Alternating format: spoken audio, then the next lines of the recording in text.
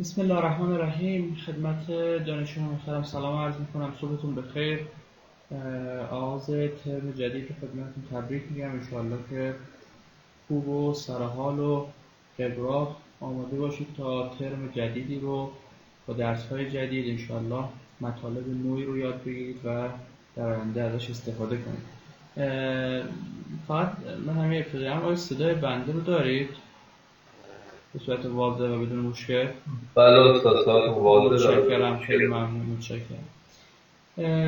خب فکر کنم تعداد خوبی از دانشجویان وارد کلاس شدن. اگر اجازه بدید بحث کلاسی اولمون که مقدمه و آشنایی با محتوای درس و حال و هوای درس هست رو خدمتتون شروع کنیم. خب با درس الکترونیک 2 به عنوان درس سه‌واحدی در ادامه درس الکترونیک 1 در خدمتتون هستیم. همونطور که غالباً واقف هستید، پیش نیاز این درس الکترونیک 1 هست به صورت جدی، یعنی اینکه ما واقعا به مطالب الکترونیک 1 به صورت مستقیم نیازمندیم و بایستی الکترونیک 1 رو تا حد خیلی خوبی بهش تسلط داشته باشیم. حالا نکاتی در حین درس هست که انشالله خدمتتون خواهم گفت، ولی حداقل این هستش که خب برای اینکه این درس رو انشالله بتونید بدون مشکل بگذرونید و مطالبشون ازش استفاده کنید و خوب درک کنید که بعداً بتونید ازش استفاده کنید، نیاز هستش که حتما الکترونیک 1 رو خصوصا فصل تقویت کننده های الکترونیک 1 رو به خوبی بلد باشید و بهش تسلط داشته باشید. اگرچه خدمتتون خواهم گفت که حالا یک مرور خیلی سریع در حد یک جلسه یا نهایتا 1.5 جلسه از الکترونیک در خدمتتون خواهم بود، ولی مسئولیت اصلی به عهده خودتون هست که انشاءالله الکترونیک رو مرور بفرمایید و اگر مشکلی داشتید مشکل رو رفع کنید، یا اگر نیاز به سوال و رفع اشکال بود من در خدمتتون هستم. خب کم و بیش افرادی که در کلاس هستن با من در درس قبلی درس داشتن یا حالا همین درس قبلی درس داشتن و تا حد خیلی زیادی با نحوه تدریس و ارزیابی آشنا هستم، ولی به صورت کلی من این جلسه قصد دارم که ابتدا یه معرفی از درس و سیلابس درس خدمتتون داشته باشم و انتظاراتی که شما در انتهای ترم از خودتون باید داشته باشید که به اونها برسید، یعنی از کلاس داشته باشید که به اونها برسید. و در مورد نحوه ارزیابی و مراجع هم خدمتتون انشالله توضیح خواهم داد و اگر نیاز به همفکری و تغییری در اینها بود ما میتونیم از نظرات شما استفاده کنیم. خب درس الکترونیک 2 همونطور که گفتم در ادامه بحث درس الکترونیک 1 مباحثی رو در نظر میگیره و بهش میپردازه که بسیار به جنبه عملی و کاربردی و مدارهای کاربردی نزدیکه. یعنی همونطور که در الکترونیک 1 در ابتدا بحث دیودها و مدارهای یکسوساز رو خوندید و دیدید که چطور میشه که با دیود یه آداپتور درست کرد، یه مبدل AC و DC در واقع درست کرد و در وقت تقویت کننده ها هم دیدید که با استفاده از ترانزیستورهای BJT که تقویت کننده ها رو پایه‌گذاری کرد و حال مفاهیم اولیه تقویت کننده ها مثل گین ولتاژ، امپدانس ورودی، امپدانس خروجی و نقطه کار و اینها رو متوجه شدید. در الکترونیک 2 بیشتر جنبه ما بیشتر به مدارهای کاربردی میپردازد. یعنی خدمت شما عرض کنم که ما دیگه کمتر مثل الکترونیک 1 وارد فیزیک میشیم. البته یه جاهایی نیاز داریم که فیزیک نیمه حادی رو بهش بپردازیم، ولی بیشتر قسمت ها میاد مدارهایی از الکترونیک رو به شما یاد میده که حالا اینها در سرفصل خواهم گفت چه مدارهایی خواهد بود که کاربردهای بسیار بسیار زیادی در دنیای بیرون داره و ازش استفاده میشه و به شما در واقع این دید رو میده که وقتی به این مدارها برخورد کردید حداقل چجوری اینها رو تحلیل کنید و اگر مشکلی یا هر چیزی بود بتونید دوباره اینها رو طراحی و دیزاینشون کنید. خب من دوستانی که با من کلاس میدونم من معمولا تو بحث درس‌های الکترونیک خیلی از اسلاید استفاده نمی‌کنم، بیشتر صفحه رو باز میکنم و سعی میکنم که مثل کلاس‌های حضوری بنویسم تا دانشجو هم با من بتونه دنبال کنه.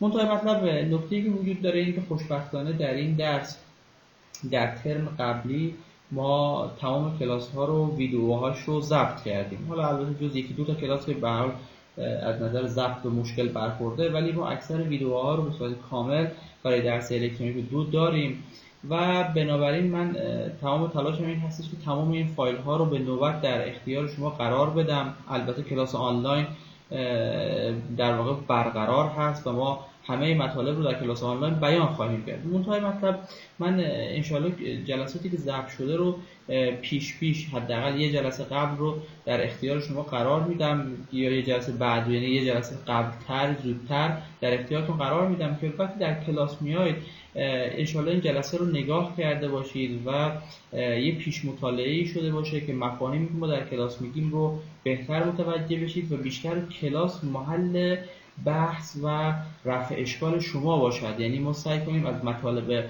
عمومی و عادی شما بگید آقا اینا رو ما خوندیم بلد هستیم. البته نه اینکه من بخوام درس رو ندم، نه، در کلاس درس رو کامل خواهیم داد. من بهترین وضع این هست که این کلاس هایی که من به صورت آفلاین برای شما ارسال میکنم رو ضبط شده است و کامل هستش رو مطالعه کنید، نگاه کنید و اشکالاتی که دارید یادداشت کنید تا بتونید در کلاس این اشکالات رو بپرسید و اشکالاتتون رفع شود.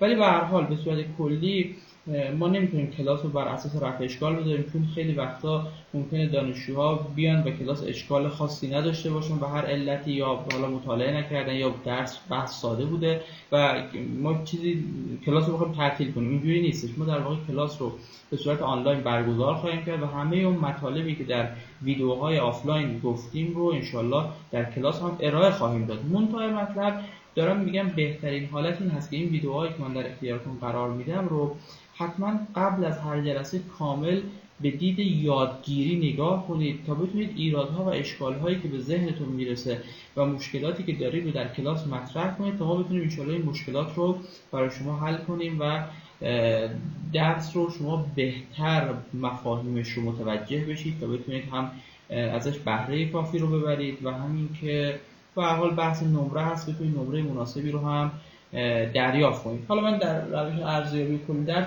توضیحاتی در این مورد خواهم داد، ولی کلیت بحث ما این هستش که ما یه بار خلاصه بخوام بگم این هستش که ما کلیه کلاس ها رو به صورت آفلاین ضبط شده من دارم. اینها رو سعی می‌کنم حالا در کانال یا سیستم LMS آپلود کنم تک تک و اینها رو قبل از هر جلسه در اختیارتون قرار بدم و شما هم زمان کافی داشته باشید که بتونید اینها رو نگاه کنید و در کلاس اشکالاتتون رو بپرسید. منتهای مطلب در کلاس آنلاین هم ما همه مباحث رو خدمتتون توضیح خواهیم داد. نکته بعدی که من همین جلسه ابتدایی خدمتتون بگم این هستش که من معمولا صفحه وان نوتم رو با شما شیر میکنم که الان این کار رو قصد دارم انجام بدم. فقط نکته‌ای که وجود داره این هستش که خیلی نکته مهمیه و بهش تاکید خواهم کرد چند بار. این هستش که نکته‌ای که هست اینه که من اجازه بدین رو با شما شیر کنم. الان احتمالاً صفحه وان نوت من رو دارید، به عنوان تخت وایت بورد من هست و من روش می‌نویسم. دارید صفحه وان نوت رو؟ بله استاد. ممنونم، متشکرم آقای پادری. نکته‌ای که وجود داره این هستش که الان آقای پادری هم خیلی خیلی خوب ازش استفاده میکنه. این هست که میخواستم بگم اینه، من چون صفحه وان نوت رو با شما شیر میکنم معمولا گفتگو عمومی رو دیگه نمیتونم ببینمش مگر اینکه با صفحه رو در واقع سویچ کنم. بنابراین توصیه اکید میکنم حتما در کلاس میکروفون داشته باشید و میکروفونتون فعال باشد و سوالی پاسخی هر چی هست از طریق میکروفون بدید. یعنی انتظار این هستش که به عنوان دانشجویی که در کلاس حضور پیدا کردید مثل کلاس حضوری دیگه، کلاس حضوری شما یه دفتر و قلم با خودتون می آوردید، اینجا در کلاس آنلاین حتما میکروفونتون آماده باشد که هر زمانی خواستین بتونید از میکروفون استفاده کنید و تعامل ما از طریق میکروفون باشه نه از طریق در واقع چت، چون به هر حال هم زمان بر هستیم بحث کلاس رو وقتی کلاس رو خواهد گرفت و همین که یه مقدار تعامل سختیه. با در واقع میکروفونتون میتونید خیلی راحت این کار رو برقرار کنید.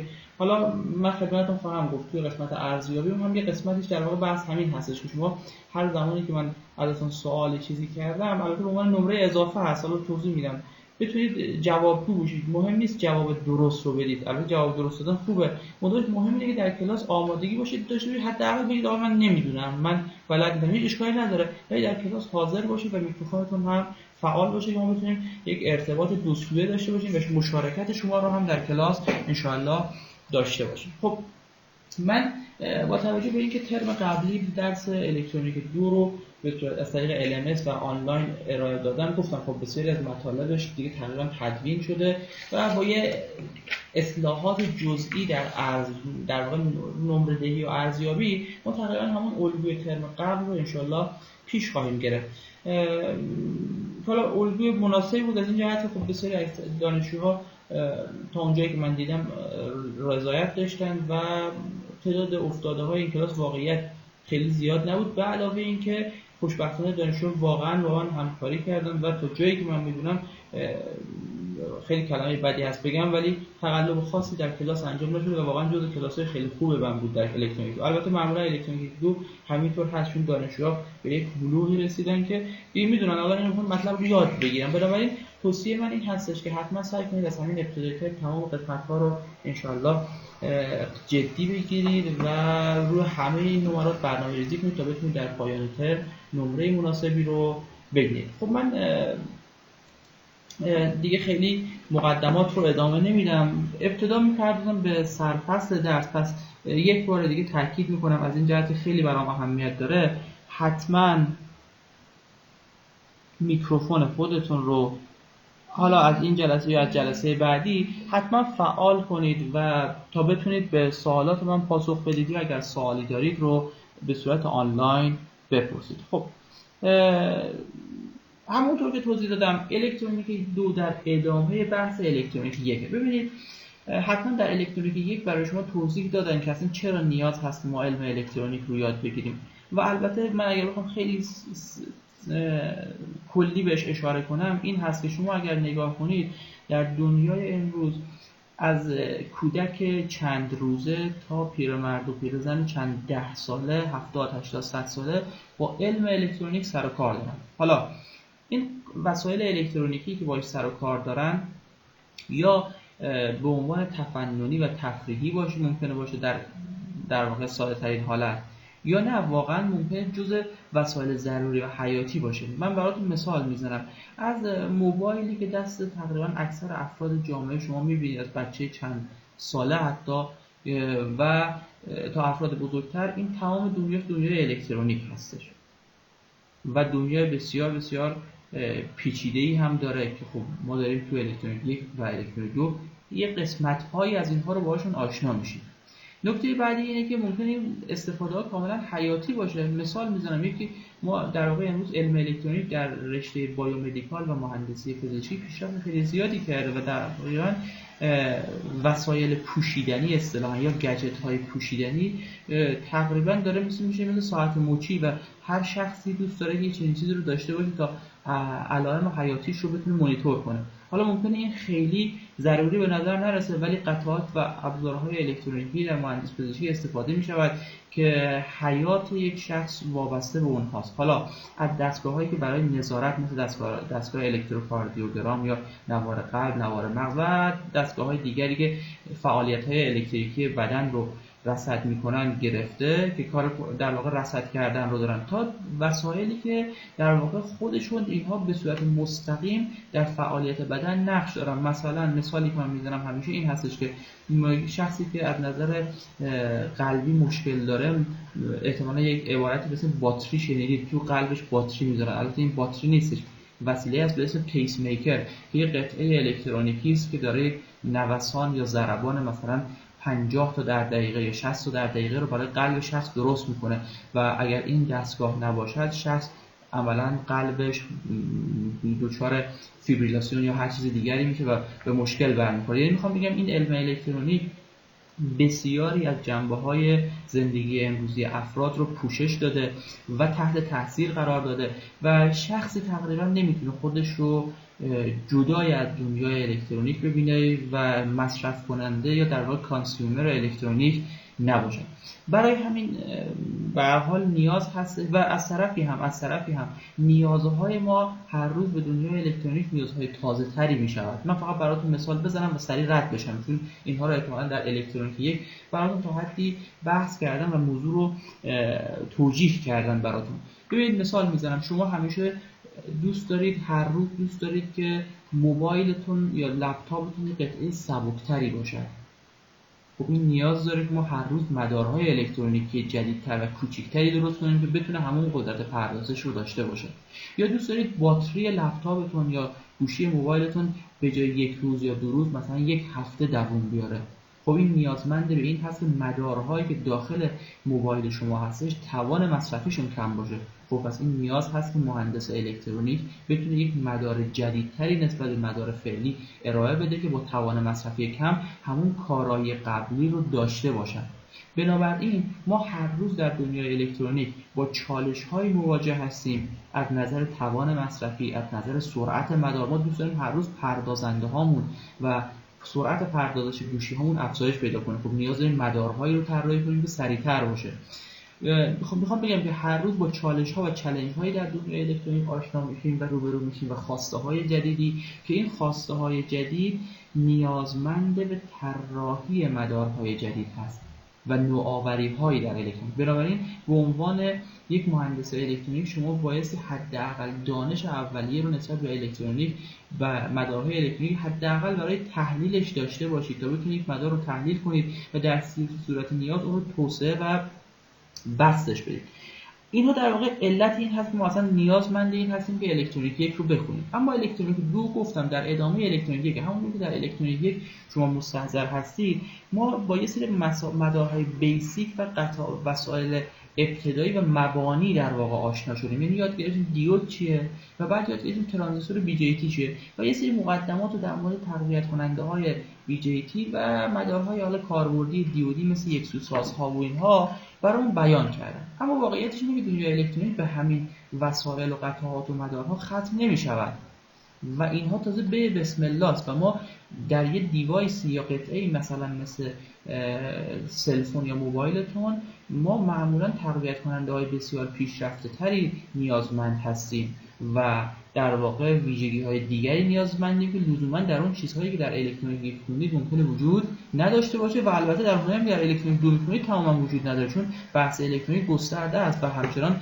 ادامه داره. این شما باید کورس الکترونیک 3 رو هم بتونید بگذرونید و بعد در کارشناسی ارشد باز همچنان این دانش ادامه داره. اینجوری نیست که ما همه دانش رو بتونیم در یه درس یا چند تا کورس درسی بگیریم، ولی به صورت کلی حداقل مبتدیات و اون چیزهای ابتدایی که نیاز داریم و مقدمات هست ما تو الکترونیک 1 و 2 میتونیم یاد بگیریم و به عنوان یه مهندس میتونیم یه مدار الکترونیکی ساده رو در دنیای بیرون تحلیل کنیم و حتی بسازیمش. و البته الکترونیک 2 از این جنبه که مانند الکترونیک 1 هستش بسیار به جنبه عملی نزدیک، یعنی ما هر چی که میگیم رو شما در دنیای بیرون روی PCB یا بردبورد و در آتوماتیک میتونید بسازید واقعا و ازش نتیجه بگیرید و بسیار بسیار به دنیای واقع نزدیک هستش. از این مقدمات بگذریم.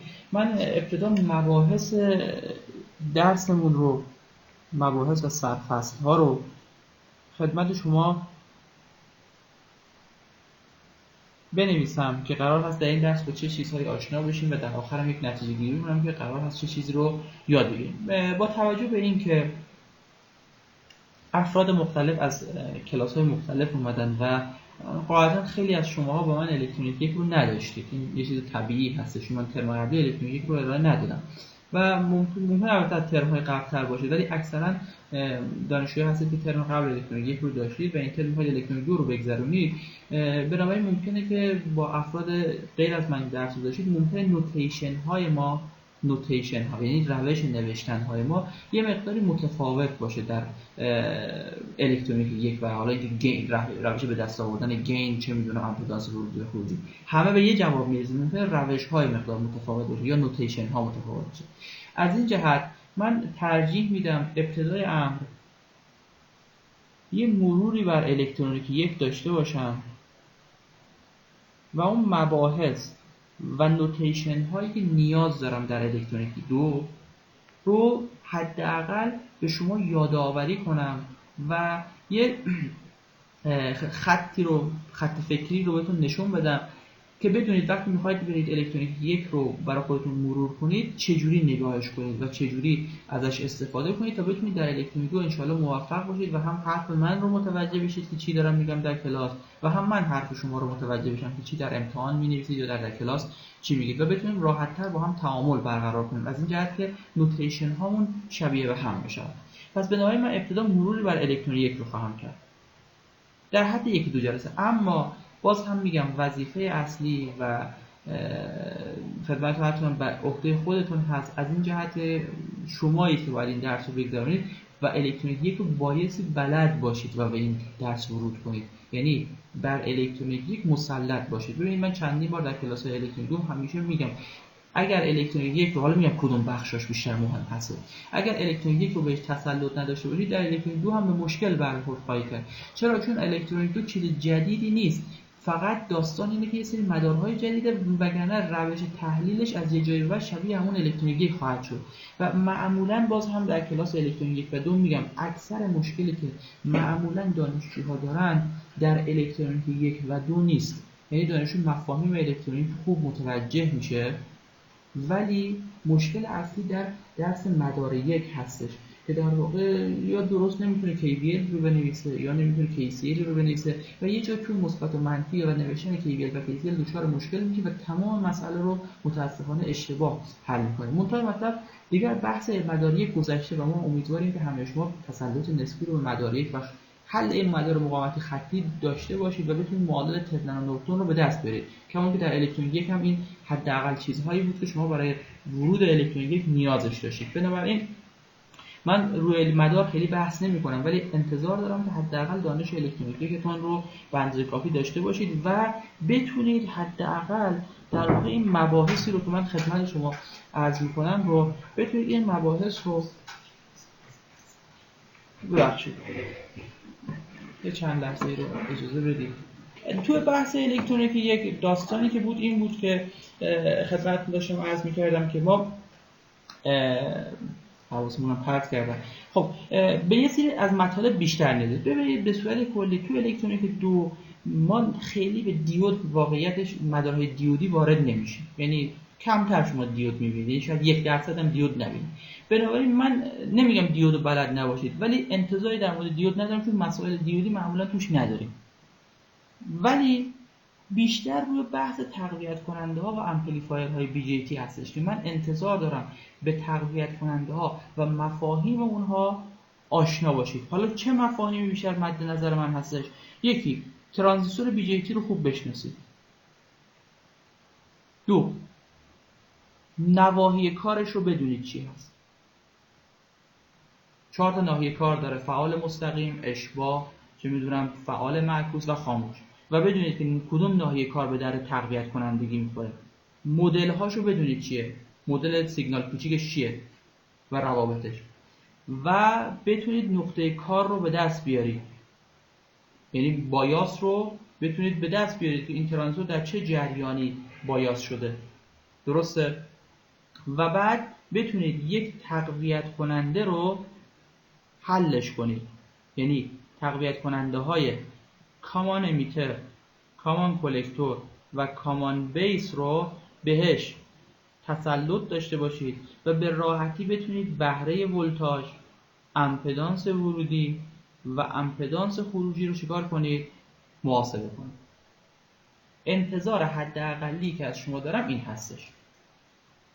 حتی سوینگ رو هم خیلی تسلط نمیخوام بهش داشته باشید، نمیگم نداشته باشید، ولی این حداقل هایی هستش که من انتظار دارم در الکترونیک بهش تسلط داشته باشید و بتونید مدار تقویت کننده یا ترانزیستور BJT رو که جلوتون میذارن بتونید بایاس و نقطه کارش رو حل کنید و بعد بتونید امپدانس ورودی، امپدانس خروجی و بهره ولتاژ اون رو محاسبهش کنید. درست شد؟ این کلیتی هستش که از الکترونیک 1 من بهش نیاز دارم. حالا ممکنه یه مقدار دانش نیمه هادی رو لازم داشته باشید که حالا اون رو من در الکترونیک 1 دوباره بهش خواهم پرداخت. مطلب من سعی می‌کنم توی مرور بر الکترونیک 1 این موارد رو مجددا ببینید به صورت سریع خدمتتون یادآوری کنم و اصلا قصد اثبات اینها رو ندارم چون اثبات اینها در الکترونیک 1 انجام شده. فقط نکته‌ای که فوق‌العاده برای من مهمه و اصلا تمام هدف من از این مرور بر الکترونیک 1 هستش اینه که ببینید من چون دیگه تقریبا الکترونیک 1 رو همتون گذروندید، این مفاهیمی که الان میخوام بگم رو راحت متوجه میشید. براتون مثال میزنم. ببینید مثلا این یه تقویت کننده کامان امیتر معمولی هست، مثال دارم میزنم. یه تقویت کننده کامان امیتر هستش که توی امیترش هم هیچ مقاومتی وجود نداره. اینجا ولتاژ خروجی هست، اینجا هم سیگنال ورودی هست.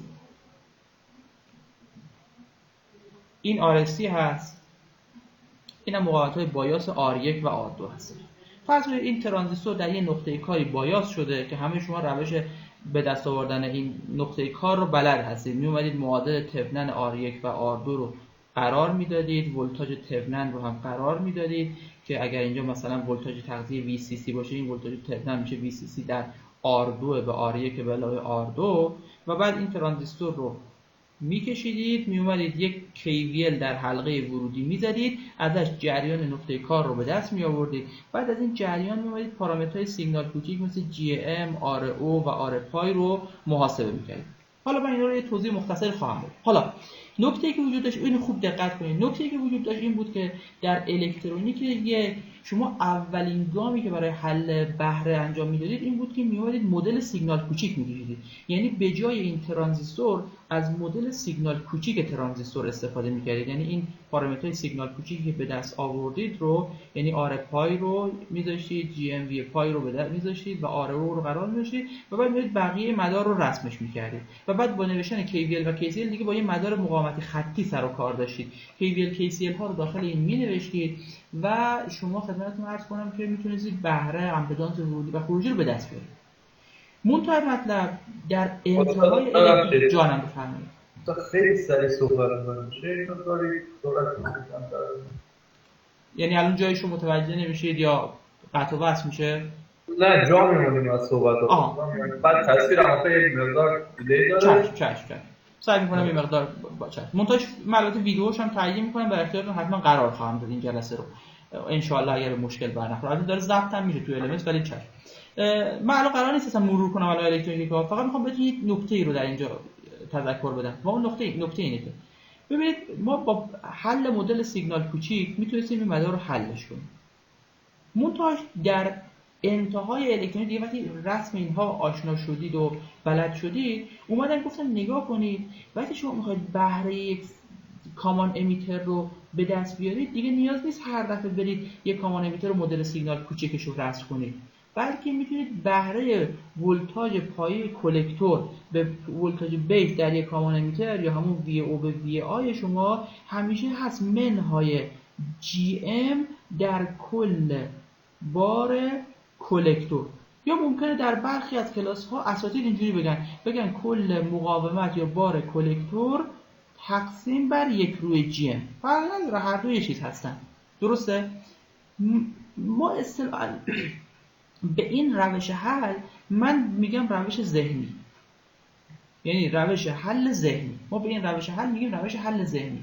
هدف من هم در این درس از یاد داشتن در واقع تقویت کننده آب تسلط دقیقاً یاد داشتن حل با استفاده از روش ذهنی است. چرا؟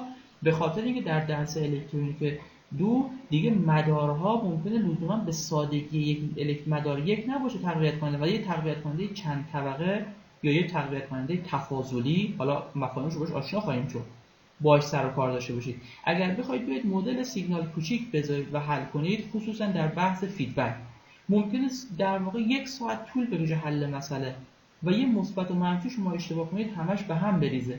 ولی اگر از روش ذهنی حل کنید در عرض چند دقیقه میتونید مسئله بسیار بزرگی رو یا تقویت کننده بسیار بزرگی رو حل کنید و ما در الکترونیک دو واقعا به این روش ذهنی نیاز داریم و انتظار داریم که شما در الکترونیک یک به این تسلط پیدا کرده باشید.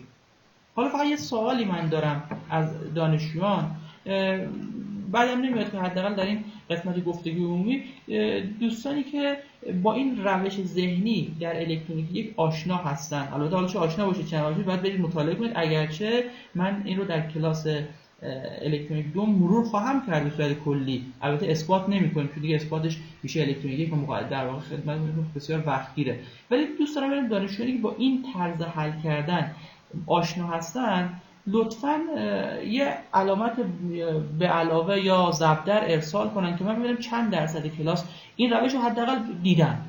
استاد نظرسنجی اضافه شده به سامانه؟ نه مهم نیست چیه، برای اینکه وقت بله میدونم ممنونم، مشکل سر اینه که وقتمون رو نمیخوام تلف کنیم که خیلی الان اینجوری نیست، میخوام دقیق بدونم، میخوام ببینم آیا این روش رو دیدید یا نه. فقط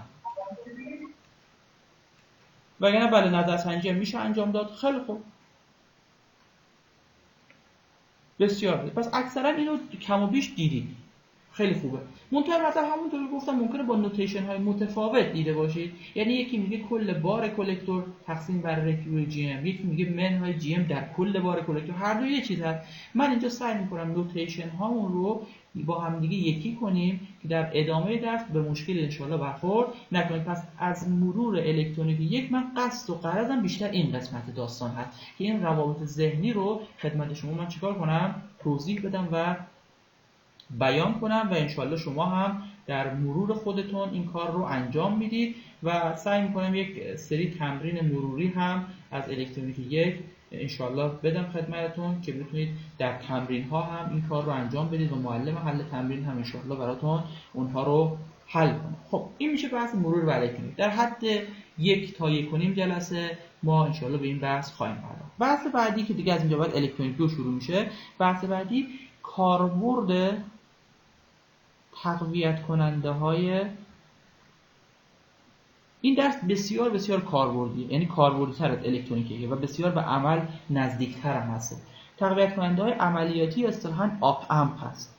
همه شما در مدار کلمه آپ امپ رو شنیدید و حتی ممکنه مدارهایی رو با این روش با استفاده از این قطعه حل کرده باشید. من یه توضیح بدم. آپ امپ یه تقویت کننده عملیاتی با گین خیلی بزرگه که تفاضل سیگنال، این اگه بخوام فقط یادآوری براتون کنم برای اینکه به ذهنتون بیاد، این آپ امپ شما بود که این اگه سر مثبتش بود، اگر اینم سر منفیش بود، ولتاژ خروجی بود A برابر V مثبت منهای V منفی که در آپ امپ ایدئال میگفتید A به سمت بی‌نهایت میل میکنه.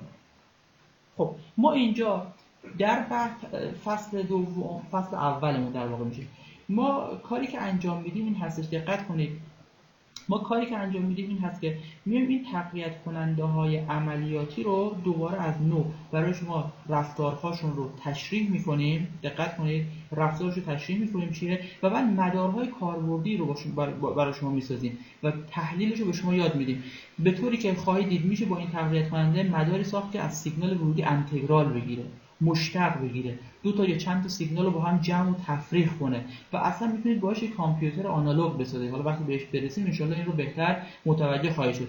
و اصلا اگر به شما بخوام بگم تقریبا دنیای الکترونیک امروزه بدون آپ امپ غیر قابل تصوره. یعنی ما در اکثر مدارهایی که اطرافمون داریم تقویت کننده هامون به صورت تقویت کننده های اصطلاحاً تفاضلی است، یعنی تفاضل دو تا سیگنال ورودی رو تقویت میکنه و به صورت یک تقویت کننده عملیاتی و آپ امپ هستش.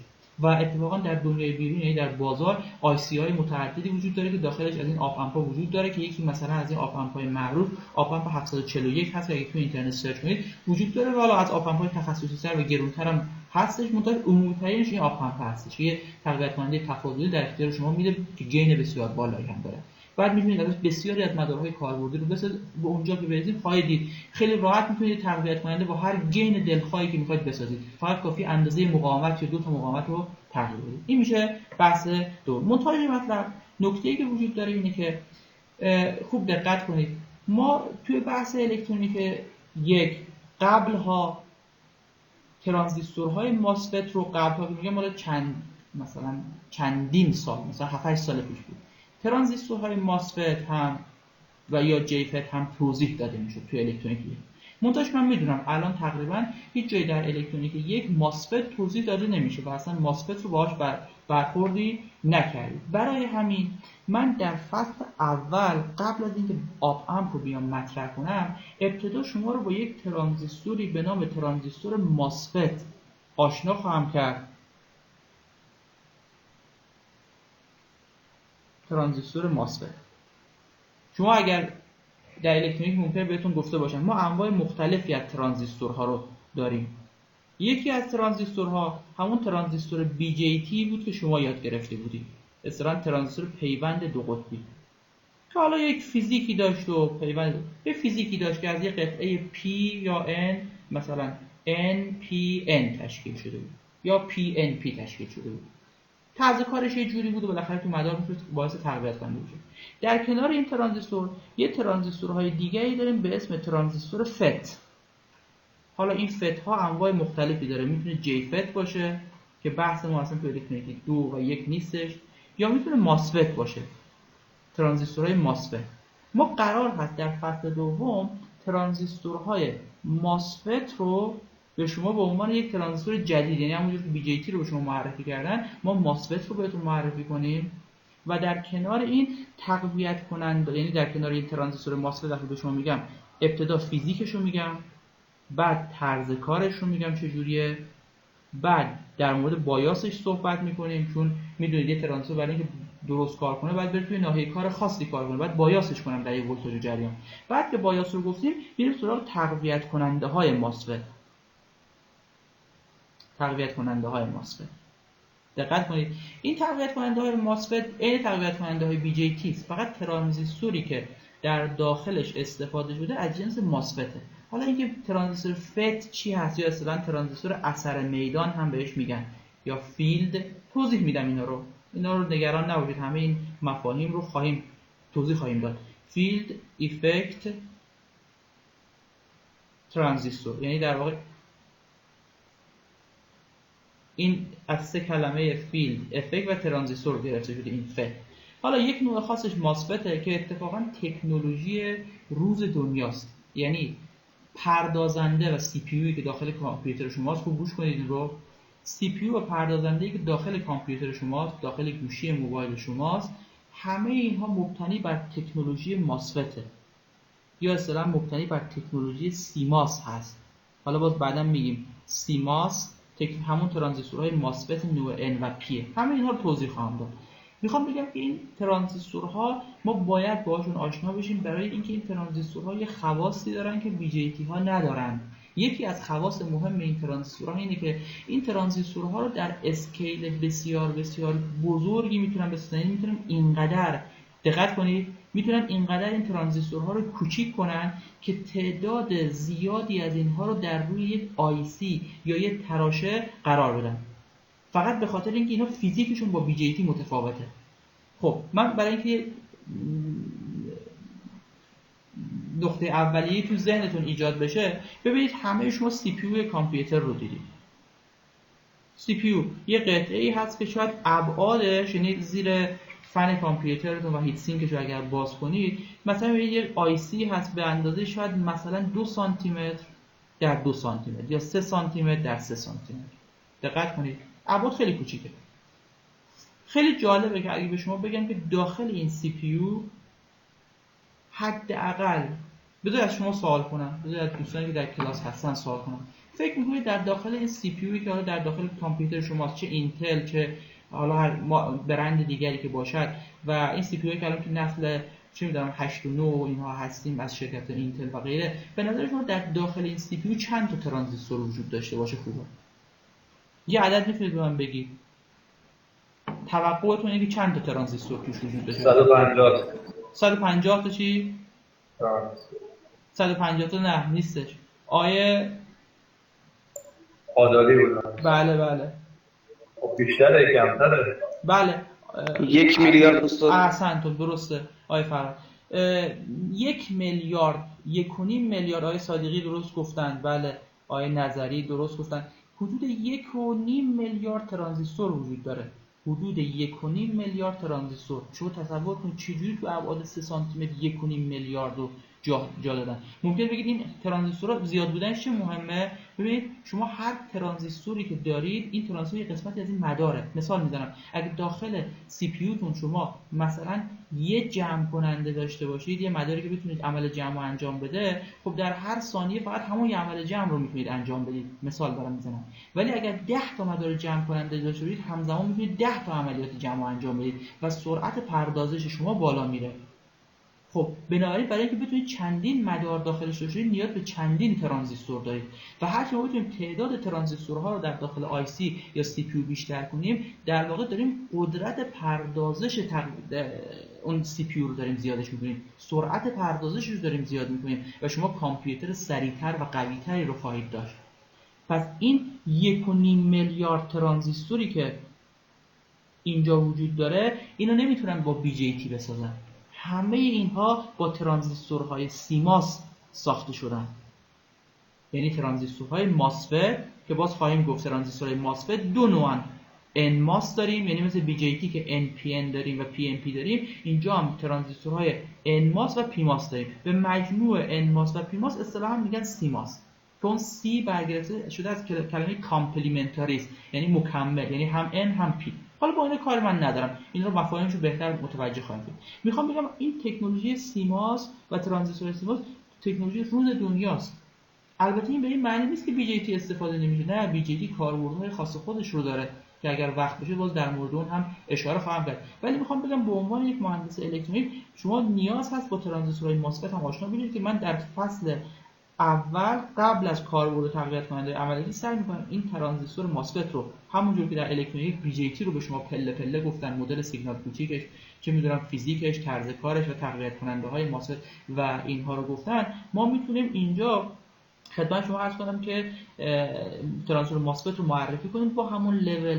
فقط یه مقدار برای ما راحت‌تره چون دیگه از اینجا شما مفهوم تقویت کنندگی رو میدونید چیه، مفهوم سیگنال کوچیک رو میدونید چیه، مدلش رو میدونید و ما فقط کافی این مدل ها رو شما معرفی کنیم و طرز کار رو بگیم و بعد ازش مثال هایی بزنیم که بتونیم توش این ترانزیستورها رو به کار ببریم. خب بعد از اینجا به بعد دقت کنید، از اینجا به بعد شما دو جور ترانزیستور رو تو ذهنتون بلدید، یکی بی جی تیه، یکی هم ماسفته.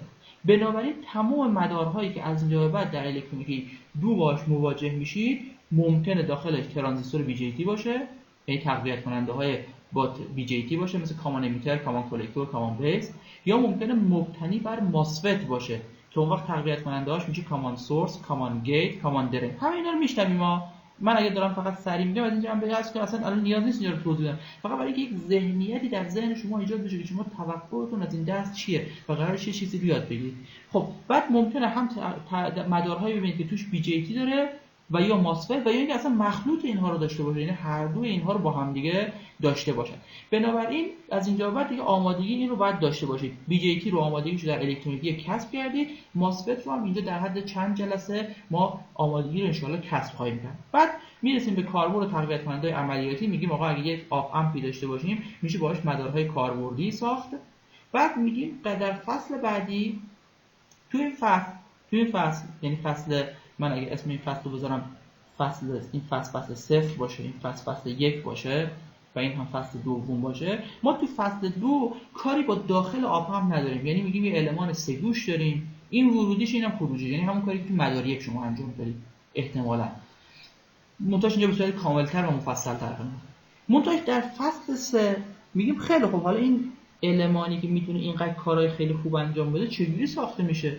حتما توش یه تقویت کننده و ترانزیستور و اینها داره دیگه. ما تو فصل 3 دقیقاً میایم داخل این رو بررسی میکنیم و اصطلاحاً ساختار تقویت کننده های تفاضلی رو خدمت شما مطرح خواهیم کرد که اولا این تقویت کننده های تفاضلی چجوری هست ساختارشون و چجوری باید من تحلیلشون کنم، چجوری باید گینش رو به دست بیارم، گینش به چه عواملی بستگی داره. اینجا یه تقویت کننده های تفاضلی یا اصطلاحاً دیفرنشیال امپلیفایر یا من بهش میگم دیف امپ، دیفرنشیال یعنی تفاضلی، امپلیفایر هم یعنی تقویت کننده. در فصل 4 کاری که ما انجام میدیم، فقط دقت کنید، ما توی فصل 3 برای اینکه برسیم به تقویت کننده تفاضلی که گین خیلی بالایی داره نیاز به یه مفهومی داریم و اون مفهوم چیه؟ یه مفهومی به اسم آینه جریان یا اصطلاحاً بار فعال که ما قبل از اینکه تقویت کننده تفاضلی رو شروع کنیم ابتدا آینه جریان و بار فعال رو خدمتتون توضیح میدیم چیه، که چطور میشه با ترانزیستور یه جریانی رو از یه جای آینه یا کپی کرد جای دیگه و اون وقت این مقاومت خیلی بزرگی ایجاد کرد که لزوما افت ولتاژ دو سرش زیاد نباشه. این یک کلمه کلیدی است که توی بحث آینه جریان بهش خواهیم خورد. بذارید فقط خیلی سریع بهتون مثال بزنم. ببینید اگه شما یه تقویت کننده کامان امیتر داشته باشید، این تقویت کننده کامان امیتر، اینجا سیگنال ورودی شما، اینجا هم سیگنال خروجی شما، اینم فرض کنید مقاومت RL یا RC شما. همه شما میدونید نسبت VO به VI هست منهای GM ترانزیستور، حالا GMش هرچی هست، ضرب در کل بار کلکتور. RC مثلا موازی با RO، فرض کنید RO ترانزیستور اصلا بی‌نهایته. خب حالا برای اینکه شما گین این تقویت کننده رو زیاد کنید، چاره ای ندارید جز اینکه مقاومت RSC رو بزرگش کنید. یعنی شما نیاز به یک مقاومت خیلی بزرگی دارید. منتهای مطلب چیزی که هست اینه که ما باتری ما یا منبع تغذیه ما محدوده. اینا رو من مفصل توضیح میدم، فقط میخوام یه ذهنیت اولیه فقط ایجاد بشه. این باتری ما محدوده. مثلا ما میگیم آقا باتری من 12 ولت حداکثر. خب بنابراین من وقتی RSC رو دارم افزایش میدم، افت ولتاژ یعنی RSC در ISC یعنی افت ولتاژ داره زیاد میشه رو سر این مقاومت.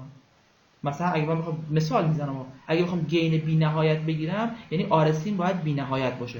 و اگه RSC بی‌نهایت باشه یعنی افت ولتاژ رو سر این بی‌نهایته. خب اصلا هیچی به دو سر VSC ترانزیستور نمیرسه که این ترانزیستور در ناحیه فعال بخواد نگهش داره، فعال مستقیم که بخواد روشن باشه و عمل تقویت کنندگی رو انجام بده. چون همه شما میدونید به ترانزیستور BJT برای اینکه در ناحیه تقویت کنندگی یا فعال مستقیم باشه باید حداقل VSC برابر VSC سچوریشن یا اصطلاحاً 0.2 باشه، بعضی مقدار بزرگتر باشه. خب اگه این RSC خیلی بزرگ باشه همه این ولتاژ تغذیه دو سر RSC افت میکنه و عملاً ترانزیستور شما از ناحیه فعال خارج میشه. ترانزیستور هم که از ناحیه فعال خارج شد دیگه عملاً کار تقویت کننده نمیتونه انجام بده و ساختار من به هم میریزه. پس سوال اینه چجوری تقویت کننده میسازه که گینش بزرگ باشه، بی‌نهایت باشه؟ میگیم اونجا باید بریم سراغ یه مقاومتی که اندازش بزرگ باشه ولی افت ولتاژ دو سرش زیاد نباشه.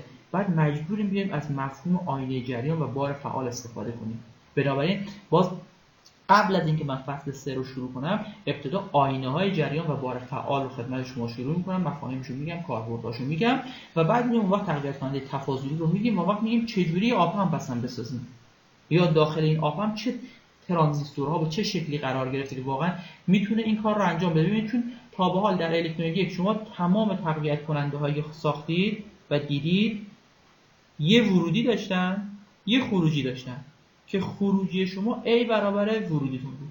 اما من دارم میگم یه تقویت کننده میخوام که 2 تا ورودی V1 و V2 داشته باشه و ولتاژ خروجی تقویت شده تفاضل ورودی ها باشه. باز اونجا داستان پیش میاد اصلا برای چی اهمیت داره که تفاضل ورودی رو ما تقویت کنیم؟ میگیم حتما یه کاربردی داره که بعد سراغش بریم. کاربردها رو خواهیم گفت و بعد ان شاءالله مدار داخل این رو هم خواهیم گفت و با تحلیلش آشنا خواهید شد. بعد خدمت شما عرض کنم که بعد از اینکه آینه جریان و بار فعال رو گفتیم و تقویت کننده تفاضل رو گفتیم وارد آخرین فصل الکترونیک میشیم که فصلی هستش بسیار مهم و کاربردی به نام فیدبک. میریم فیدبک رو توضیح میدیم چیه. احتمالاً دانشجویان و دوستانی که درس کنترل خطی رو دارند یا داشتند یا خواهند داشت اونجا مفصل با بحث فیدبک از نظر کنترلی آشنا خواهند شد، ولی ما اونقدر از نظر کنترلی نمی‌خوایم واردش بشیم. داستان سر این هست که تمام تقویت کننده هایی که ما دقت کنید، اصلا من یه مفهوم فیدبک رو کلی توضیح بدم. فیدبک چیه؟ ما یه سیستم اگر یه ورودی داشته باشد، همه اینها رو الکترونیکی می‌خوایم بگیم، فقط اینجا برای اینکه زودتر ازش بگذریم دارم سیستمی توضیح میدم. این ولتاژ خروجی یه ضریبی از سیگنال ورودی است. ما به این سیستم میگیم سیستم حلقه باز و بدون فیدبک. حالا اگه من بیام یه قسمتی از این خروجی رو بیارم، حالا با یه ضریبی ضرب کنم و بیارم به ورودی اضافه یا کمش کنم، اصطلاحاً میگم از سیگنال خروجی نمونه گرفتم و با ورودی مقایسهش کردم و جمع و تفریقش کردم. به این ما اصطلاحاً میگیم فیدبک یا اصطلاحاً بازخورد یا پسخورد. یعنی ما از خروجی بیاریم تو ورودی یک قسمتی از خروجی رو به ورودی بخوریم. نکته‌ای که وجود داره اینه که در دنیای واقعی و عملی معمولاً تقویت کننده های ما یه چنین تقویت کننده هایی هستن. یعنی تقویت کننده هایی که شما در الکترونیک خوندی سر جاش، منتها معمولاً یه مسیری رو از خروجی به ورودی ایجاد می‌کنیم، یعنی فیدبکی رو ایجاد می‌کنیم. اینکه چرا نیاز به فیدبک داریم باز اونجا خواهیم گفت. به خاطر اینکه فیدبک خواص خیلی خوبی رو میده، باعث میشه گین تثبیت بشه، باعث میشه که مشخصات تقویت کننده تثبیت بشه، با دما کم و زیاد نشه و نکات خیلی مهمی که اونجا خواهیم داد. بعد میگیم خیلی حالا اگر یه تقویت کننده فیدبک داشت دیگه قاعدتا از اون حالت استاندارد خارج شده و من نمیتونم به روش ذهنی حلش کنم. یعنی مثال میزنم، اگه من این تقویت کننده شما اینجا دارید رو که همه شما الان گین اینو بلدید به دست بیارید، اگه من بیام یه مقاومت اینجا بذارم بعد این مقاومت رو بیارم اینجا وصلش کنم، دیگه نمیتونید از اون رابطه ذهنی استفاده کنید، چون این اون شکل استاندارد نیست، این مقاومت اضافه اینجا، من اون رابطه ذهنی به من جواب نمیده.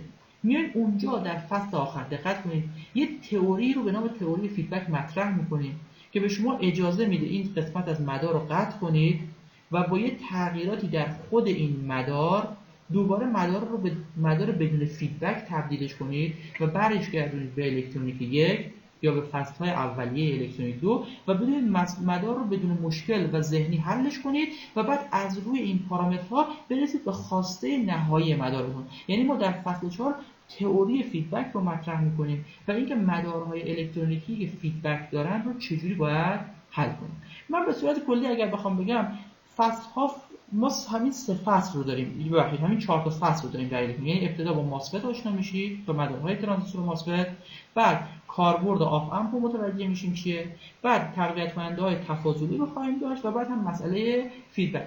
نکته‌ای که وجود داره اینه که بسیار مسائل شفت و رفته و ساده هست، منتهاش نیاز به تمرین داره و فصلی که شاید یه مقداری ها البته سخت نیست، یه مقداری ارتباط برقرار کردن باش شاید یکم سخت باشه فیدبکه، به خاطر اینکه اصلا به هیچ وجهی اینو تو الکترونیک با یه چنین تئوری شما سر و کار نداشتید، ولی بقیه مباحث کم و بیش از الکترونیکتون استفاده میشه، یعنی مستقیما الکترونیکتون درش دخیله. منتها در بحث فیدبک ما اول باید تئوری فیدبک رو اعمال کنیم تا مدار تبدیل بشه مدار الکترونیکی.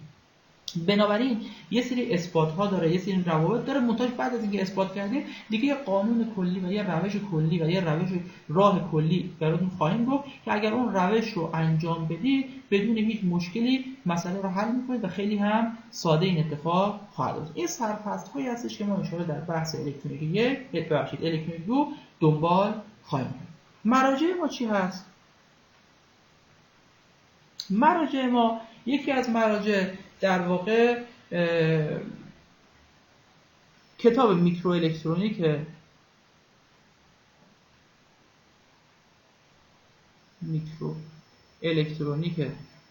آقای سدرا و اسمیت هست که احتمالاً به عنوان منبع الکترونیکی یکیتونم بوده. این همون کتاب هست. ویرایش ششمش رو حالا من بیشتر مد نظرم، یعنی حداقل از ویرایش 6 به بعدش، چون ویرایش قدیم البته دیگه ویرایش قدیمش احتمالاً تو بازار وجود هم نداره، ولی ویرایش 5 و 6 به بعدش که در واقع توش مدارهای ماسفت و اینها اضافه شده و تقویت کننده‌ها بروز شده، از اون استفاده کنیم. و مرجع دیگری که مفاهیم رو خیلی خوب توضیح داده کتاب میکرو الکترونیک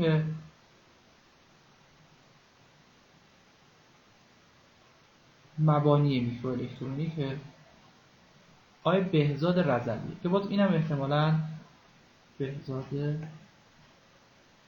رضوی هست که این مبانی همون فاندامنتال آف مایکرو الکترونیک آقای بهزاد رضوی هستش که باز این رو هم احتمالاً در به عنوان مراجع الکترونیکی یکیتون داشتید. منتها مطلب کتاب آقای رضوی بیشتر مفاهیم پایه و فیزیکی رو خیلی خوب توضیح داده و برای فهم و درک بهتر مطالب بسیار مهمه، ولی برای حل مسئله کتاب 1 رو من خدمتتون توصیه میکنم، یعنی کتاب آقای سدرا و اسمیت رو استفاده کنید.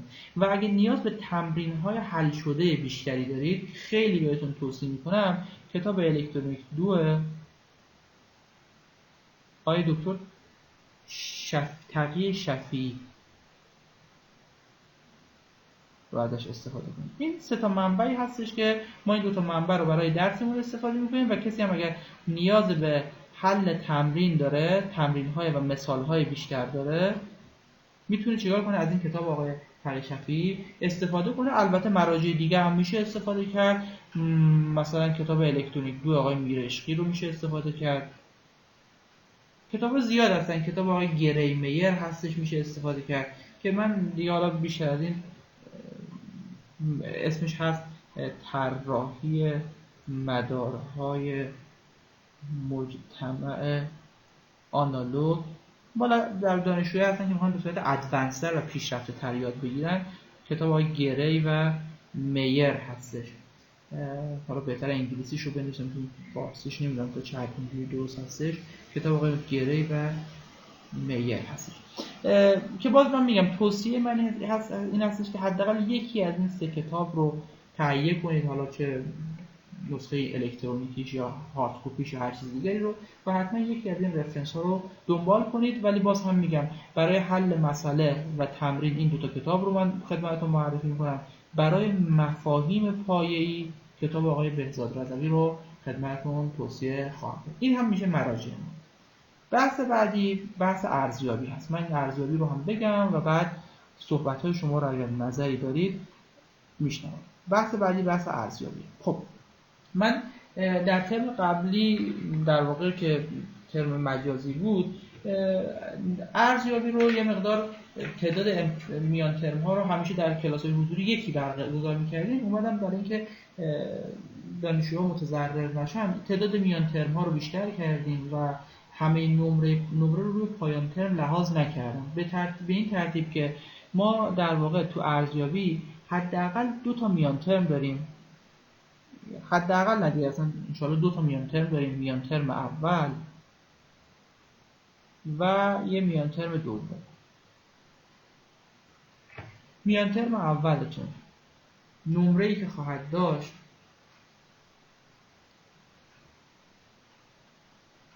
5 نمره هست. میان ترم دوم هم 5 نمره هست. انشاءالله سعی میکنیم هر مبحثی رو هم که امتحان گرفتیم در امتحان بعدی حذفش کنیم تا حد ممکن این کار رو انشاءالله انجام خواهیم داد که بار درس کمتر بشه. یه پایان ترم خواهید داشت. من زمان میان ترم ها رو هم یادآوری کنید حتما تعیین کنم. یه پایان ترم خواهیم داشت که این پایان ترم اجازه بدید من زمان میان ترم همین الان بنویسم که یادم نرفته براتون اینجا. زمان میان ترم ها کاغذم رو پیدا کنم. یکیش 2 اردیبهشت هست. 2 اردیبهشت و میان ترم بعدی 6 خرداده، یعنی اواخر ترم که هم این 6 خرداد.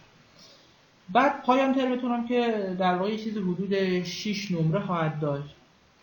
حالا این رو باز نمرات رو من اگر نیاز باشه با یه تلورانسی میتونیم تغییرش بدیم، ولی حالا فعلا حداقل 6 نمره داره. زمانش هم زمانی هستش که توی پایان ترم مطرح خواهد. خب این میشه 5 و 5 10 و 6 میشه 16 تا. اجازه بدید من اینجا یادداشت کردم ریز نمرات رو.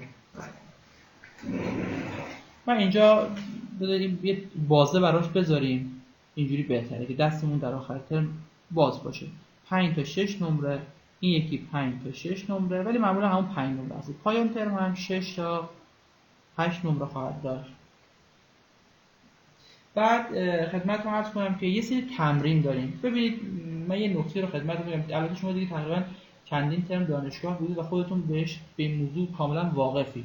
واقعیت اینه که درس رو در تمرین یاد میگیرید. فرقی نداره الکترونیک باشه، ماشین باشه، برنامه‌نویسی، هر چیزی باشه، تو تمرین درس رو حقیقتا یاد میگیرید. با توجه به اینکه ترم مجازیه و تمرین ها هم حلش رو احتمالاً به راحتی میتونید پیدا کنید و تحویل تمرین اگر هم نگاه کنید ممکنه بعضی از اساتید حتی نمره اختیاری براش گذاشته باشن و خیلی براش نمره نذارن. واقعیتش اینه که تحویل تمرین به تنهایی خیلی منبع درستی برای ارزیابی نیست. چرا؟ به خاطر اینکه بالاخره خیلی راحت میشه کپی زد یا هر چیز دیگه. ولی با این حال من در واقع تحویل تمرین ها رو براش 1 نمره قرار دادم. یعنی یه نمره از نمرات کل نمراتون تحویل تمرین هست. حالا 10 سری یا مثلا 7 سری 8 سری تمرین اگر باشه هر سری نمره رو داره. ممکنه یکی براش نصرفه بخواد حل کنه، اون کاملا شخصی است. ولی ببینید اصلا مهم نمرهش نیست. دقت کنید مهم یادگیری هست که در حل تمرین شما به دست میارید و تا شما تمرین انجام ندید مثل آموزش رانندگیه. یعنی هزاری که اون کسی که میخواد به شما آموزش بده برید از این جهت من مهمه و این جلسه رو کاملا به این زمان فرصتمو به این اختصاص دادم و دارم روش اینقدر بحث میکنم برای اینکه واقعا اهمیت داره. یعنی شما ابتدای کتاب آقای بهزاد رضوی رو، همین کتاب فاندامنتال آف مایکرو الکترونیک یا مبانی میکرو الکترونیک رو برید بخونید خواهید دید اونجا کاملا به شما گفته فقط تمرین. یعنی باید تمرین کنید. اگر من دارم روش تذکر میدم به خاطر اینکه واقعا تمرین مهمه. بنابراین تمرین جدی بگیرید، نه به خاطر نمرش، به خاطر اینکه در تمام میان ترم و پایان ترم شما همین تمرین و حل تمرین هستش که تاثیر گذاره. بنابراین توصیه میکنم حتما تمرین ها رو دنبال کنید و خودتون حل کنید، با آخر ترم نسپارید تا اون تجربه کافی رو پیدا کنید. من مثالم همیشه این هست، ببینید شما وقتی آموزش رانندگی میخواید یاد بگیرید، اون شخصی که شما یه فرمون و یه کلاس ترمز، چیز خاصی نیست، ولی تا اون شخص هم به شما هزاری که بگه تئوری، تا شما خودتون پشت این ماشین نشینید و تمرین نکنید یاد نخواهید گرفت. وقتی یاد گرفتید چشم بسته هم میتونید رانندگی کنید. اینجا هم به همین ترتیب، یعنی هزاری که استاد شما خوب باشه تا خودت تمرین نکنی خیلی درست یاد نخواهید گرفت. بنابراین تمرین رو یک خدمتتون عرض کنم که تأکید ویژه‌ای من دارم نسبت بهش. خب بعد در کنار حل تمرین، یعنی تمرین تحویل میدید، از معلم حل تمرین هم یک کویزی از شما خواهد گرفت، کویز حل تمرین. حالا اون طریقه برگزاریش و نحوهش ممکنه 1 یا 2 تا کویز از شما بگیره. این هم 1 نمره از نمرات شما رو تشکیل میده، یعنی مجموعاً 2 نمره قسمت کلاس حل تمرینتون خواهد داشت.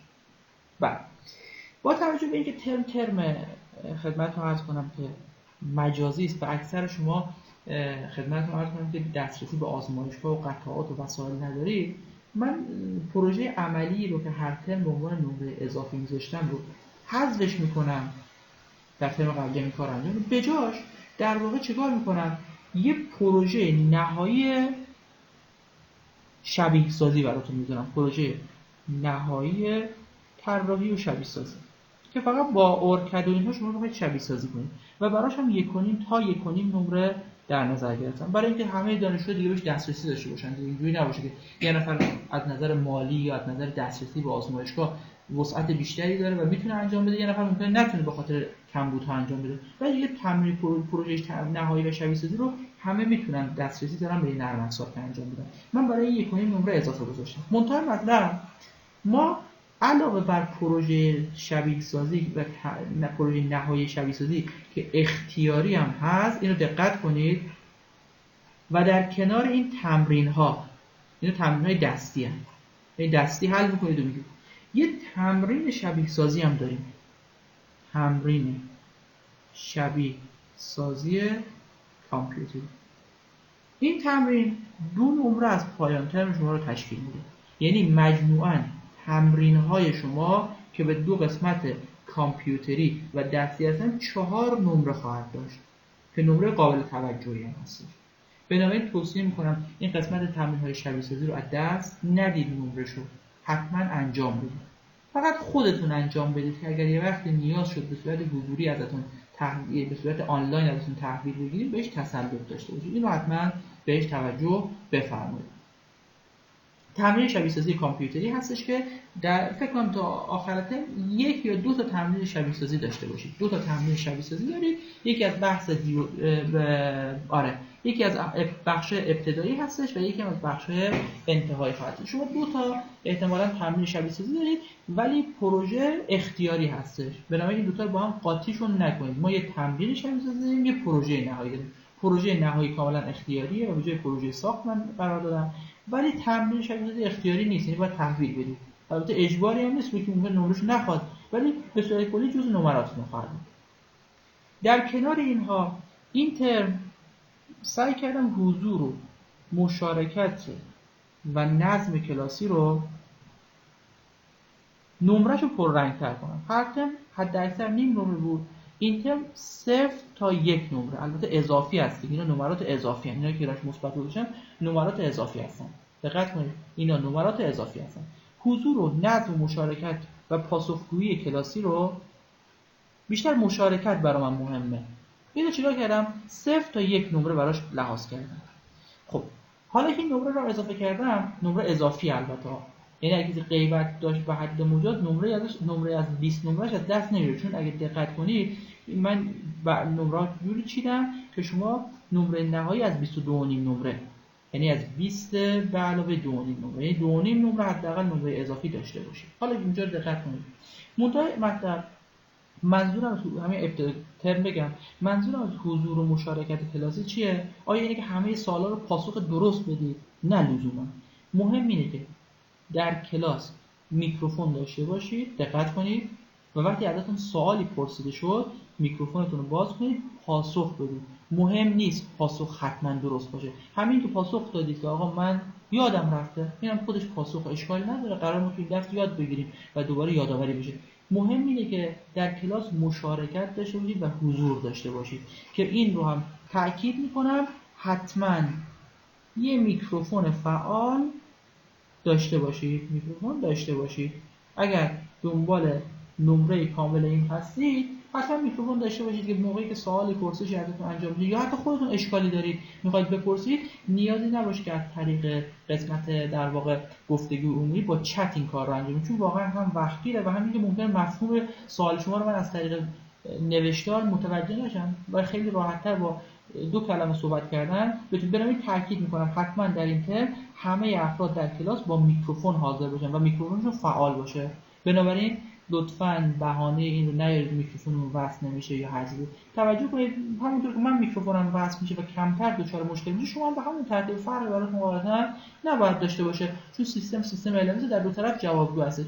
منتها مطلب میکروفوناتون رو غیر فعال نگه دارید، هر وقت گفتم فعال کنید که نخواد در کلاس باعث به هم ریختن کلاس نشود. اینم پس بحث حضور و مشارکت. خب من تقریبا مقدماتی که نیاز بود بگم رو خدمتتون توضیح دادم و خدمت شما عرض کنم که فقط یک نکته باقی میمونه، که اون نکته رو در مورد ارزیابی بگم و بعد نظر شما رو گوش خواهم کرد. نکته که هست اینه، ببینید ما اگر نگاه کنید 2 قسمتی داریم، یکی تحویل نمره، یکی تمرین شبیه سازی کامپیوتری و یکی پروژه نهایی شبیه سازی. اینها چیزهایی هستش که اینو به خاطر این دارم میگم که در واقع در ترم‌های قبلی من مشاهده کردم متاسفانه و خیلی هم توجیه براش وجود نداره و نمیشه واقعا جوری قانونمندش کرد. اون چیه؟ چیزی که مشاهده شده، دانشجو مثال دارم میذارم خیلی کما در این درس هم شاید نبوده اصلا.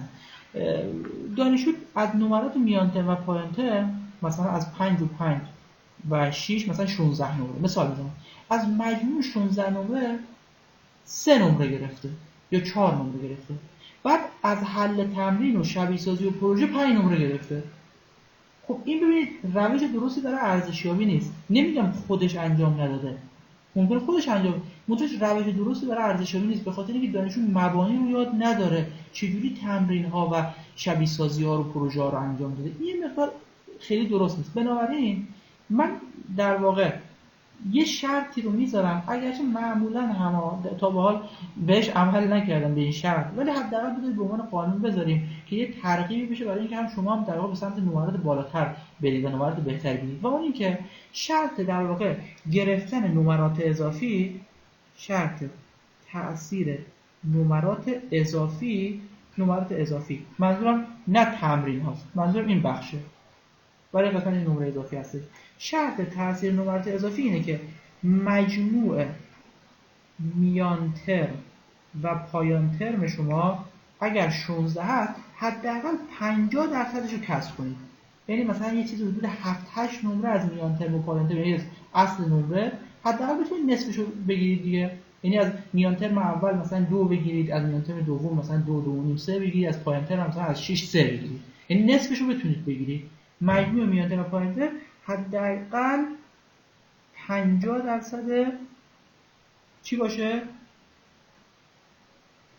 50% 16 باشه. یعنی حداقل اینجوری بگم 8 نمره رو بتونید بگید. حالا به این معنی نیست که مثلا اگه 7.5 گرفتید مشکلیه، منظور اینه که حداقل به اون عرفش نزدیک باشه، حداقل 7-8 نمره رو از این 16-17 نمره میان ترم پایان ترم کسب کنید که نشون دهنده اینه که حداقل مبانی اولیه رو در درس یاد گرفتید. میگم حالا البته در اکثر ترم‌ها باز اینو من ارفاق کردم، لحاظش نکردم، ولی به عنوان قانون برای خودمون میذاریم که دستمون در پایان ترم باز باشه. و این داستان اگرچه باز میگم باز این کار رو هم ما معمولا با دانشجویان مساعدت کردم ولی سعی کنید برای اینکه اینجوری نمره خودتون هم بیشتر خواهد شد. خب این کلیاتی از درس بود و فضای عمومی درس بود که من خیلی هم توضیح دادم، از این جهتی برام خیلی اهمیت داره. این جلسه ابتدای کلاس من از همه جلسات مهمتره. چون شالوده و اون بنیان ذهنی دانشجو ایجاد میشه برای اینکه در این درس انتظارات خودش رو از درس و انتظارات من رو، یعنی استادش رو از درس ببینه چی هستش و خودش رو با اون تطبیق بده و ببینه در واقع آیا قرار هست با این درس ارتباط برقرار کنه یا کدوم قسمت ها از درس براش جذابتره و اصلا انگیزه‌ای براش بشه برای اینکه درس بخواد انشالله دنبال کنه. من فعلا یه چند دقیقه رو متوقف میشم. اگر پیشنهادی، توضیحی، سوالی، چیزی دارید من در خدمتتون هستم. من فقط یه نکته در مورد روش تدریس بگم. من مجددا خدمتتون توضیح میدم. ما چون فایل ها رو داریم انشالله از جلسه دوم سوم به بعد هر جلسه قبلش یک جلسه بعدی رو در اختیارتون فایل ویدئویی رو قرار میدم، مطالعه بفرمایید. بهتره که کلاس به رفع اشکال بگذره، ولی من با این حال تدریسم رو شروع میکنم. هر جایی که اشکال داشتید سعی کنید مطالعه کنید تا بتونید انشالله کلاس رو هم با تدریس و هم با رفع اشکالات شما انشالله پیش ببرید. البته خب یکی دو جلسه اولیه چون با ترم قبلی یکم ممکنه متفاوت باشه، من سعی کنم ویدیوهاشون اینها رو جداگانه ضبط کنم و همراه با ویدیوهای دیگه در اختیارتون قرار بدهم. حالا اگر سوالی نکته‌ای هستش من میتونم گوش کنم و اگر قابل اعمال هم باشه توصیه‌ای دارید ما میتونیم برای بهتر شدن کلاس انشالله در خدمتتون باشیم. بفرمایید. استاد قسم سلامت باشید. جلسه خدای کریم. بله. استاد یه کانال یا گروهی داشتیم برای بله ممنون که یادآوری، متشکرم یادآوری. یک کانال، متشکرم. من یه توضیح بدم دستون در نکنه. ببین ما در داخل LMS هم میتونیم هم پیام هامون رو بذاریم هم فایل ها رو بارگذاری کنیم. در کنارش میتونیم کانال سروش رو هم داشته باشیم. این کاملا به شما بستگی داره. من در یکی از اینا میتونم برای شما پیام ها و فایل ها رو بارگذاری کنم. بستگی داره که شما کدوم یکی رو راحت تر هستید. هر کدوم که براتون راحت تر و سهل الوصول تر و بهتر هست ما میتونیم همون رو چیکار کنیم، ایجاد کنیم. من الان کانال سروش رو ایجاد کردم و اگر شما بگید کانال سروش، همین الان در واقع میتونم در بعد درس آدرس رو در اختیارتون بدم که عضوش بشید. منتهاش باز هم به خود شما برمیگرده. اگر میخواید در سروش باشه، اگر هم میخواید در خدمتتون عرض کنم که LMS باشه. حالا من بعدم نمیاد که اینجا اگر نظری دارید خیلی خوب. اکثرا ظاهرا می‌نویسن دوستان دیگه هم نظرشون بنویسن. ترجیحشون هر دو تا نمیشه. ببینید هر دو تا چند تا مشکل ایجاد می‌کنه. میدونید چیه؟ هر دو تا مشکلش اینه که اولا خب من یه سری فایل هست میخوام آپلود کنم، حجم هستش. آپلود در هر دو جا سخته. بعد مدیریت دو تا کانال هم سخته. ممکنه یه پیامی رو یه جا بذارم یه جایی از چش بیفته. بعد نکته دیگه اینه که احتمالاً کانالمون بعد اتفاق دیگه میفته که برای خودتون سخته. شما دائم باید هر دو رو چک کنید. ولی اگه یه جا باشه دیگه میدونید همه اطلاعات و پیام‌ها داخل این کانال سروش وجود داره. این نکته اول. نکته دوم اینه که احتمالاً برای اینکه باز نخواید چندین کانال عضو بشید، کانال حل تمرین رو هم در داخل کانال خودم در واقع تعبیه کنم که پیام‌ها و پاسخ‌های حل تمرین هم تو همون کانال شما ببینید. بنابراین تو LMS شاید همچی دسترسی یکم دچار مشکل باشه، ولی توی سروش ما میتونیم این کار رو انجام بدیم. باز هم با شماست. اگر LMS رو ترجیح میدید من میتونم تو LMS این کار رو انجام بدم. اگر سروش رو ترجیح میدید میتونیم تو سروش این کار رو انجام بدیم. حالا بعدم نمیاد دوستان که اینجا هستن نظرشون رو اعلام کنن. دوستانی که در کلاس حاضر هستن اعلام کنن که اگه با سروش موافقن سروش رو ارسال کنن، اگر با LMS موافقن LMS. بفرمایید خانم فرمایید. سلام استاد ببخشید. سلامت باشید. اگر بشه همون سروش باشه فکر کنم بهتر باشه، چون توی LMS فایل زیاده. بعد آپلود فایل هم واسه شما مشکل واسه دانلود کردنش برای ما. بله. چون من خودم چند تا از درسام و ترم پیش که دانلود میکردم یه صفحه خالی بود فقط صدای مشکلی نیستش. من برای من تشکر می‌کنم. فقط اگر اینجا خیلی اکثرا نوشتن سروش، میگم فقط شما کلمه سروش رو اگه دوستان بفرستن من میتونم به نظر جمعی برسیم که سروش ظاهرا بهتر هستش. ببین از این جهت در دسترس تره. منتها تا وقتی من سعی می‌کنم خیلی خوب ظاهرا اکثرا با سروش موافق هستید، چشمن این همه اطلاعات رو در سروش قرار میدم. سعی می‌کنم حتی کانال حل تمرینم رو هم در همون سروش خودم قرار بدم که حل تمرین بهش دسترسی داشته باشه، بتونه فایل ها رو و یا اگر هماهنگی هست از طریق کانال با شما انجام بدهد. نکته دیگری که وجود داره این هستش که خب من پس باید آدرس این کانال رو انشالله در آدرس کانال رو در سیستم LMS در تابلو اعلانات LMS براتون قرار خواهم داد این جلسه انشالله.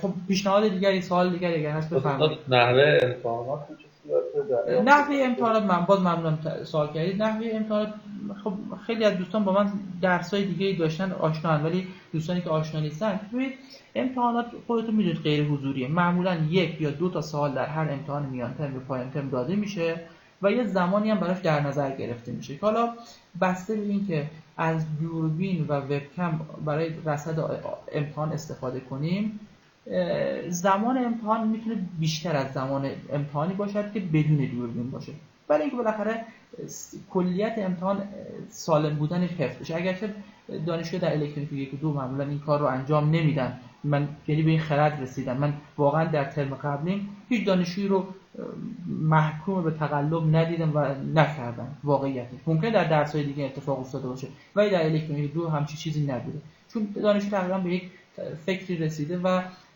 میتونه خودش گلیمش رو از آب بگیره، نیاز به این کار نیست. ولی معمولا به صورت کلی اینجوری هستش که احتمالاً در LMS ما از طریق دوربین، در ترم قبلی از طریق اسکایپ بود، ولی اگر LMS همچنان مثل پایان ترم فعال باشه میتونید در داخل LMS حاضر بشید، شما سوال رو دریافت کنید و بعد پاسخش رو به سروش من ارسال کنید، یعنی پاسخ رو در زمانی که میگیم به سروش ارسال کنید. و معمولا امتحان به صورت تک سوال داده میشه، یه سوال داده میشه، 25 دقیقه 20 دقیقه فرصت داده میشه، پاسخ رو ارسال میکنید، دوباره سوال بعدی داده میشه و همینطور. معمولا هر امتحان 1 یا 2 تا سوال خواهد بود، یعنی حد اکثر ان شاءالله 2 سوال است. خب سوال دیگری اگر هست پیشنهاد. ببینید کلاس‌های صبح هم متاسفانه قبلا خوشبختانه تا 10 بود، منتهاش الان تا 9:30، یعنی ما سر ساعت 9:30 سیستم ما رو میندازه بیرون، یعنی نمیتونیم ادامه بدیم. از یه جهت خوبه، از یه جهت هم بده.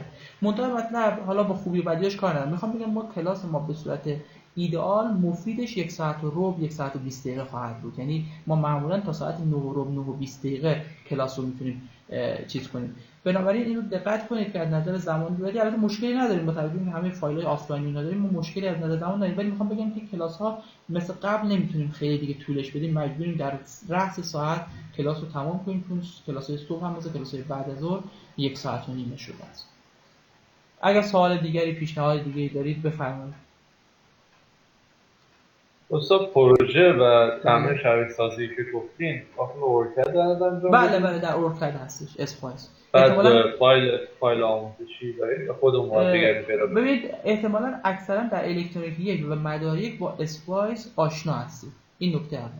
نکته دوم، اگر آشنا نیستید خب باید برید یاد بگیرید. نکته سوم، من اگر واقعا مشکلی دارید حل تمرین رو بهتون معرفی میکنم، هم میتونید ازش رفع اشکال کنید و همین که میتونه برای شما یه جلسه آموزش اسپایس رو به صورت همون آنلاین براتون در طول ترم انشالله قرار بده. به من بگید اگر نیاز بود در طول ترم، تو انشالله اگر میشه که خب پس باشون هماهنگ کنید از الان بذارم. بله من انشالله بهشون خواهم گفت. متشکرم. استاد ببخشید یه سوال دیگه نظرم واسه پروژه ها اینا همه تک نفره است یا گروهی هم میشه؟ پروژه نهایی به صورت 2 نفره است، ولی بقیه چیزها یعنی یه پروژه بیشتر ندارید دیگه، پروژه در واقع 2 نفره است ولی تمرین ها اینا تک نفره است. بعد ارائهش هم استاد مثل قبل دیگه؟ بله ببینید ارائهش هم بستگی داره به نحوه تحویل شما، ممکنه نیاز به ارائه هم نباشه واقعا، یعنی اینقدر واضح هست که این کار خودتون هست اصلا نیازی به ارائه نیست، ولی یه جایی مگر مثلا نیاز باشه ممکنه به صورت رندوم یا حتی ممکنه به صورت کاملا هدفمند برخی ها رو نیاز به ارائه داشته باشیم. البته برای تمرین ها که خب حل تمرین تصحیح میکنه، ولی برای پروژه نهایی که خودم در واقع تصحیحش خواهم کرد پروژه نهایی رو، اونجا من بهتون اعلام میکنم که به صورت آنلاین یا تو اسکایپ یا تو LMS حاضر میشید و مثلا نرم افزار شبیه ساز رو جلوتون میذارید، میگم این قسمت رو مثلا شبیه سازی کن یا این کار رو انجام بده، اگر بهش تسلط داشته باشید نشون میدید کار خودتون هست و نمره کامل رو ان شاءالله با توجه به اون چیزی که نوشتید دریافت میکنید. نگران این نباشید، اگر کار رو خودتون انجام دادید نگران هیچ چیزی نباشید. اینو قاعدتا دوستانی که درس داشتن تجربه کردن حتما بهش اذعان دارن که نگران، اگر واقعا شما زحمتتون رو کشیدید و کاری رو انجام دادید، من تا جای امکان حق شما رو سعی می‌کنم ضایع نکنم. امیدوارم که اینطوری باشه. سوال دیگری، نکته دیگری اگر هست. خیلی خوب. ظاهرا سوال و نکته بفرمایید. پادری سوال دارید؟ بفرمایید. عذر میخوام استاد. خواهش میشه پروژه نهایی رو به صورت تک نفرم انجام داد؟ بله مشکلی نیست. به صورت تک نفرم میتونید انجام بدید. هیچ ایرادی نداره. خیلی ممنون استاد. خواهش میکنم. سلامت باشید.